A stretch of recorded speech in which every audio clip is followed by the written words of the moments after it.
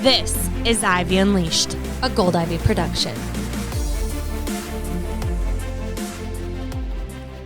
Welcome back to Ivy Unleashed. Thank you so much for being here. First of all, Brooke and I just want you to know that today is all about fun, because we need more fun in our life. Everybody needs more fun in their life. And so we want to talk about why this is so important. We want to talk about what we do to incorporate fun into our routine. And we want you to think about how you can have more fun. Who doesn't want more fun? I do. Yeah. And we did. Yeah. We are prioritizing fun right now more than ever because we are juggling a lot of things. And we know that feeling good is our top priority. If we're not feeling good, our output isn't as great. And life just isn't as great. Yeah, when I think about fun, I think about vibes, right? Like when you're in a room with someone that's fun or like full of energy, you're drawn to them, you want more of it, like we all do. Even if you think sometimes people are a little over the top, it's like the over the top person sometimes, as long as they're not just like being a show off or like starving for attention, they really just have that good energy we all want. We're like drawn to that. Yeah, right? Energy is contagious. And it's also like momentum. It's a habit. And so how are you spending your time? Are you intentionally scheduling things that you like to do and that bring you joy and that make you laugh? And we're going to get into why that's important, what we did about it, because we're like, all right, we got to do something. And we decided to grab a pole and learn how to pole dance. And let me tell you, it is a sport. Oh, I am bruised. I am sore. It's like acrobatic, I think. I don't know if that's the right term. Yeah. I mean, people, when you think of pole dancing, there's the story attached to it you have. Some it's negative, some it's too sexual. Sometimes it's this, it's that. I mean, whatever you think in your mind. But our experience was very different. It even may look to you, if you saw reels or TikToks on pole dancing, it might look sexual. But when you're in it, it's just movement and strength and moving your body in a way you haven't before. And I think the biggest piece, and something that our instructor did, was she started us off with an affirmation that was like letting go of judgment of yourself and of others. And I think that's so important with fun, because that's what blocks us from having fun. We wonder, we think about how we look, and we think about how others look, or you compare yourself, or you just overthink. How are other people perceiving me? When really people just care about themselves. Yeah. And just like away from pole dancing for a second, if you think about anytime you have a social situation and you're going into it, right, you're thinking about what you're wearing, who's going to be there, what you're bringing, what people will think of you. And that just blocks your ability to have fun and let loose.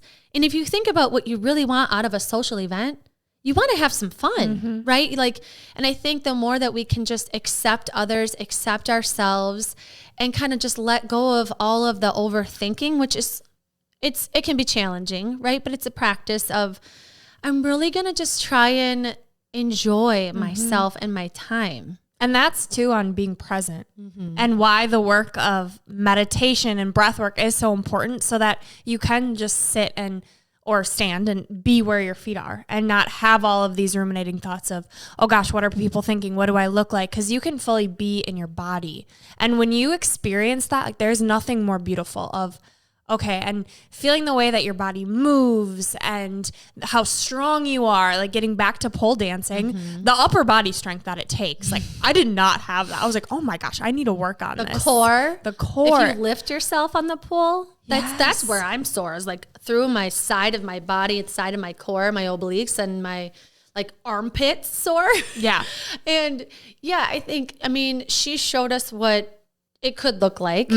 But I think, Brooke and I were like, let's just let loose. And we took videos of each other, because we're like, the best part of this will actually be when we mess up, because it will be funny and we can just laugh it off. And me eating shit from the top of the pole to the ground. And she's like, you're not just supposed to let go of the pole and fall. I'm like, oh, that probably would feel a lot better. I like flipped upside down and I just stayed there. I just stayed there because I didn't know what to do. I was like, oh, she's like, yep, slowly release your hands. I'm like, oh, okay, that's how this works. How do I get down? It's like, you're not a bat. Like, what are you doing? But it was so nice to also have the expectation of, we're not going to be great at this. And that's okay. And along with just having fun, I think sometimes, you know, you think about how to spice up your marriage, or like you have a friend that, you know, sometimes you lose touch or haven't seen each other in a while. Doing something new together, it was so fun and such a bonding experience with you where I was telling Brooke when we left, I'm like, I'm so glad that we did this together, because we do a lot of things together, but it's nice to laugh together and try something new. Like Brooke is in her sports bra spinning on this pole. I'm like, where are we in the world? And like, just to set the stage for you guys, the scenery that was around us, because it was impeccable. And if you haven't already watched, go watch the videos, the reels and the TikToks that we posted, because you'll see what the room looked like. But it was part of her house. We drove an hour on a Saturday morning to go pole dance, and it was great. Anyway, To the middle of nowhere. At a farm in Amory, Wisconsin. Yeah. And this house was amazing. It was huge, but the whole front room was blocked off, and it was bright purple with hot pink feather boas hanging. She also loved cats, and so there was like cat crazy decor all over that was vibrant. She had these like fake decor that was food. Oh yeah. So eclectic. It was great. And then just these 4 giant poles in the middle, mirrors all around. We got a disco ball. And I think what made the experience what it was on the way there, it was almost like a mindset shift of let's just fully go in. I was telling Brooke, I'm like, I am committed to fully trying to do my best on this pole. And not like my best and like I have to do it perfectly, but like I'm going to give it my all. Like I'm going to really try and see what I can do here. And just like, if I fall, I fall. If I suck at it, whatever, but I'm just going to try and see. Like, I think embracing the experience of what it is. And I loved how she started off of like, let go of any judgment. If you let go of that, you know, when you're in a room of people or you're trying something new, just letting it be what it is, you know, look at someone, like you said, being present in their eyes and like really hearing what they're saying, letting go of the judgment of what their hair looks like, or, you know, is that how I would handle a situation? Like just letting people be who they are, accepting who they are, and finding the joy and humor in the moments of whether you're laughing about a circumstance or yourself or a funny story. I don't know. I think kind of having that mindset shift of letting go of what you think your expectations. Yeah. Yeah. Like letting go of the shoulds I think with that, for me, like I am very competitive and I love to be great at things. I just do. And I was not great at pole dancing. Right. So going into it knowing like I'm probably going to suck, but I can still have fun with it, and I can still groove, and I can still like pretend I'm a monkey and like climb up this pole. And if I want to, you know, let loose and feel like the sensuality of it, of flipping your hair and just like fully embracing your body fullness, like we've had Dr. Rachel Allen on to talk about, and Cynthia, you know, there's a lot of shame tied around pole dancing. And for us, it was just to let loose, but also, yes, to get out of our comfort zone, because we've never pole danced before. And also, it's literally just a pole. And I think you have these stories tied to it, and this judgment tied to it, and like, ooh, that's this or that's that. It's literally just a pole. And you're using your body to do whatever you want with it. Like we weren't doing anything but just trying to have fun. Yeah. And I think something you brought up was competition. And I that's a part of fun for people. And me too. I was thinking about fun and what do I think is fun? Because it's different for everyone, right?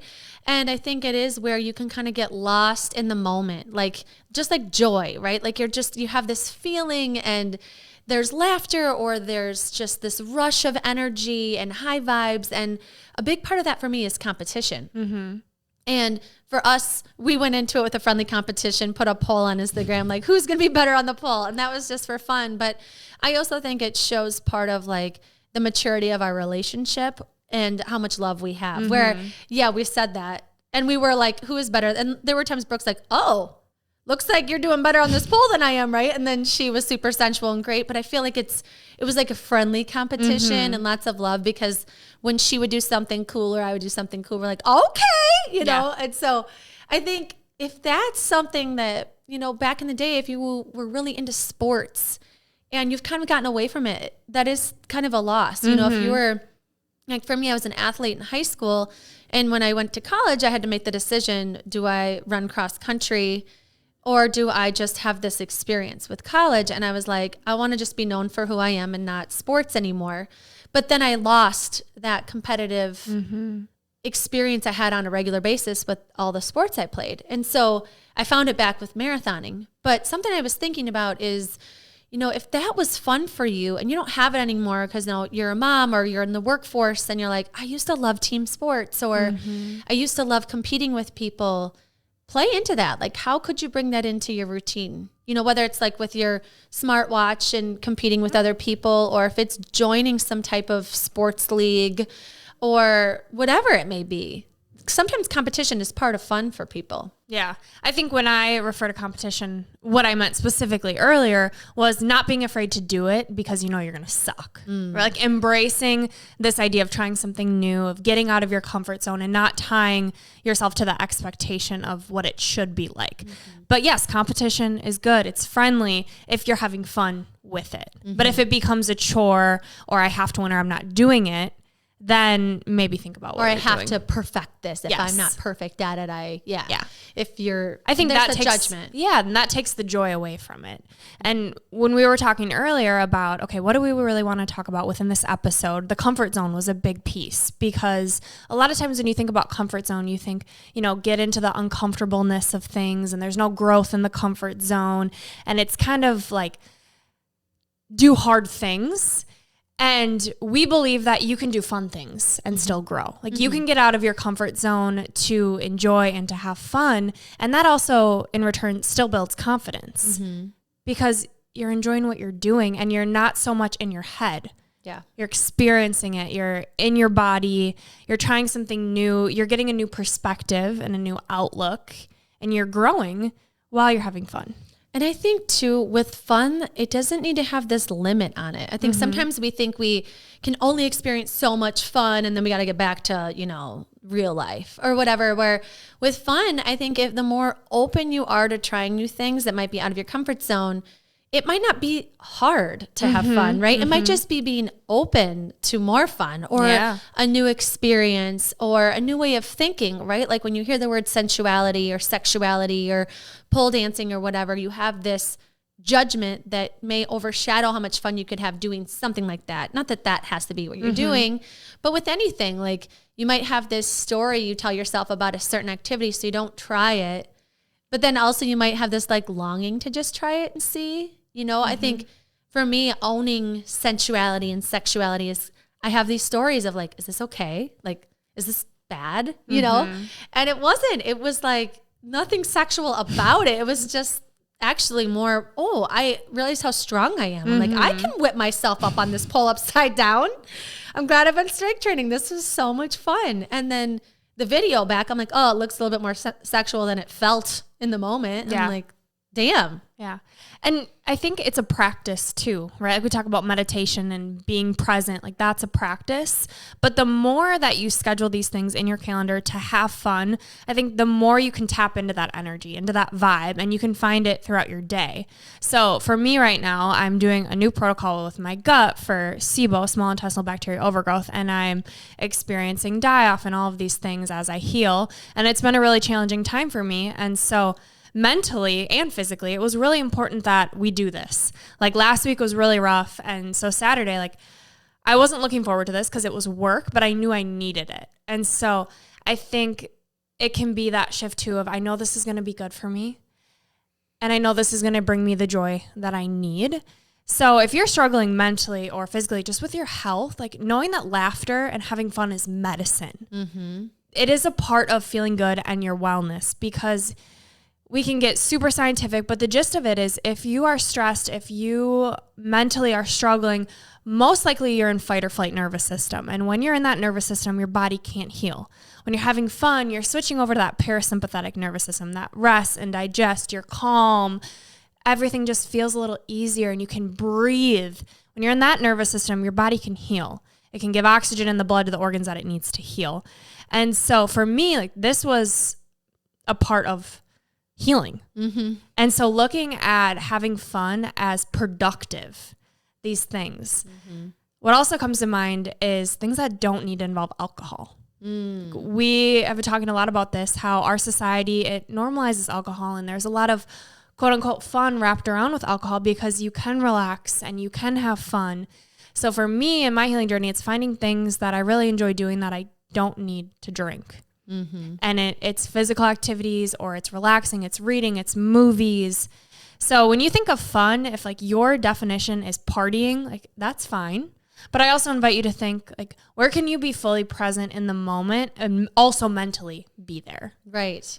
Well, and I think the whole idea too of this is to naturally release more serotonin, which makes you happy. So serotonin is what we talk about a lot, where you want to stimulate this to release in your body because you will feel happy naturally without anything that's going to give you a hangover or have negative health impacts for you. And so that's super important. So that, you know, like Brooke said, laughter is medicine. It's attributed to the brain's release of serotonin, oxytocin, and other feel-good chemicals. So when you're laughing, when you're watching a movie, or you call a friend that makes you laugh, you are actually like within your body releasing hormones that are going to naturally make you feel better, that are long-lasting.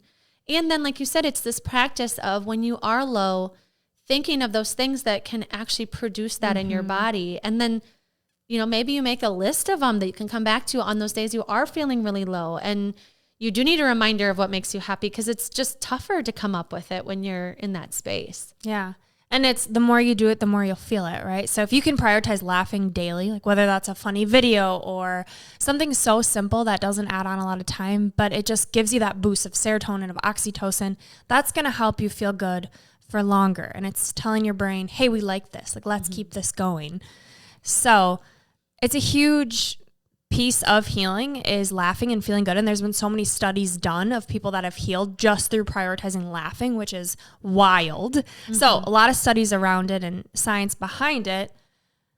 And so if you can't find the time to schedule in these big things for fun, like, the point is it doesn't have to be a huge extravagant event. Like we drove an hour, we made a morning out of it. It was awesome.